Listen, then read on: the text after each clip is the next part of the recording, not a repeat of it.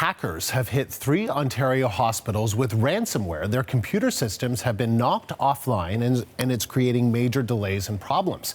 The attacks are raising concerns about privacy and security. Our technology reporter, Thomas Daigle, is here with the details. So, Thomas, tell us about this ransomware and how it works. Well, you call it ransomware, and that is the right word. It is a type of malicious code, like a virus, that is usually opened up in a computer system because someone opens a malicious attachment from an email who was sent from someone they don't know. So tip number 1 is don't do that. But in terms of this particular ransomware, it's called RYUK. It's named after a Japanese cartoon character, and what it does is it locks down files and saves a ransom note within the computer system. Now, we have not seen the actual ransom note used in the attacks on the 3 Ontario hospitals, but we do have an example of what is usually contained in a RYUK ransom note. We can show you on screen. No one can help you restore files without our special decoder. You're going to have to pay for decryption in bitcoins, it says. The final price depends on how fast you write to us. So in this case, the 3 hospitals have all said they have not paid any ransom, and no specific amount was discussed. And indeed, the RCMP tells any user not to pay ransom if you're the victim of a ransomware attack.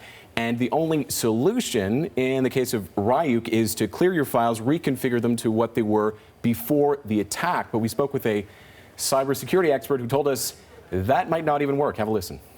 There may be more of the Trojan deployed in other systems that they have not found and have not eradicated that will just simply bring that ransomware back. We've seen a lot of cases where just reimaging and believing that you've gotten rid of the problem is really just delaying the inevitable, which is that it'll come right back and you'll be in the same position you are this morning.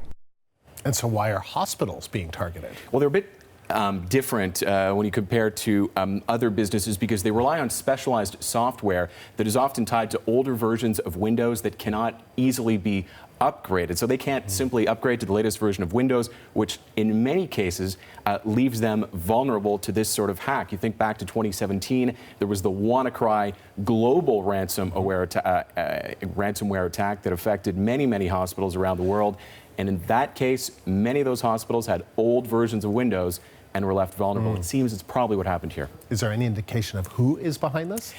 We don't really know. What we do know is cybersecurity experts are pretty sure that they've traced RYUK back to Russia. It was probably created there sometime last year, but there are apparently many criminal groups who are exploiting it, using it to attack organizations, and in this case, hospitals in Ontario. I should say one thing that makes it unique is it stays in a computer system for weeks or months and allows the hackers to figure out what kind of financial information you have and whether you have any money to potentially pay for a ransom and collect any kind of critical information that they can then sell on the black market. So it's concerning. It is concerning, and it is a warning to many hospitals and other organizations out there. They might be infected without even knowing.